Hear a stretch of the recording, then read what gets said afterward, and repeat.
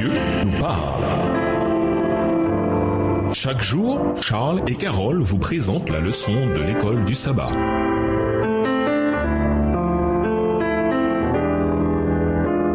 Bienvenue à votre émission Dieu nous parle. Leçon de mercredi, le repos dans le Nouveau Testament. Dans le Nouveau Testament, on trouve souvent le terme anapao qui signifie repos, détente, tranquillité. Il est utilisé dans une des déclarations les plus connues de Jésus sur le repos. Venez à moi, vous tous qui peinez sous la charge, moi je vous donnerai le repos. Matthieu 11, verset 28. Ce mot peut faire référence au repos physique, voir Matthieu 26, verset 45. Dans les salutations finales que Paul adresse aux Corinthiens, il exprime sa joie d'avoir à ses côtés des amis qui ont tranquillisé son esprit. 1 Corinthiens 16, verset 18. Eichazo est un autre terme utilisé pour parler du repos. Il décrit le repos des disciples le jour du sabbat, alors que Jésus reposait dans la tombe, voir Luc 23, le verset 56. Mais il est également utilisé pour décrire une vie tranquille, voir 1 Thessaloniciens 4, le verset 11, et peut évoquer le fait qu'une personne n'ait pas d'objection et par conséquent se taise, voir Acte 11, verset 18. Dans Hébreux 4, verset 4, le repos de la création de Dieu, le 7e jour, est décrit grâce au verbe grec katapao, qui signifie faire cesser, se reposer, se faisant ainsi l'écho de l'emploi proposé par la Septante, la traduction grecque de l'Ancien Testament. Il est intéressant de souligner que, dans le Nouveau Testament, ce terme est essentiellement utilisé dans Hébreux 4. Lisons Marc 6, les versets 30 à 32. Pourquoi Jésus a-t-il demandé à ses disciples de se mettre à l'écart et de se reposer, compte tenu de toutes les possibilités qu'impliquait leur mission? En répondant à cette question, réfléchissez au contexte de Marc 6. Marc 6, versets 30 à 32. Les apôtres s'étant rassemblés auprès de Jésus, lui racontèrent tout ce qu'il avait fait et tout ce qu'ils avaient enseigné. Tout ce qu'ils avaient fait et tout ce qu'ils avaient enseigné. Jésus leur dit, venez à l'écart dans un lieu désert et reposez-vous un peu, car il y avait beaucoup d'allants et de venants et ils n'avaient même pas le temps de manger. Ils partirent donc dans une barque pour aller à l'écart dans un lieu désert. L'expression venez à l'écart et reposez-vous un peu, Marc 6, verset 31, n'est pas présentée comme une invitation, mais bien sous la forme d'un impératif, autrement dit, d'un ordre ou d'un commandement. Jésus se soucie de ses disciples et de leur bien-être physique et émotionnel. Ils venaient de rentrer d'un long voyage missionnaire pour lequel Jésus les avait envoyés 2 par 2, voir Marc 6, verset 7.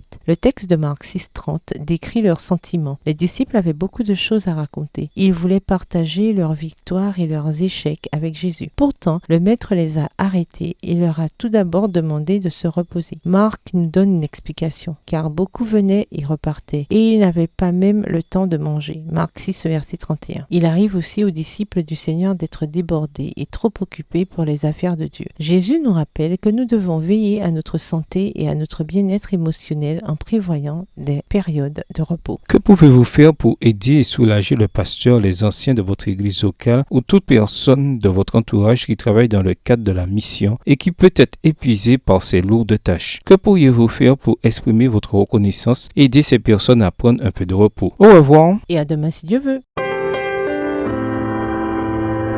Dieu nous parle.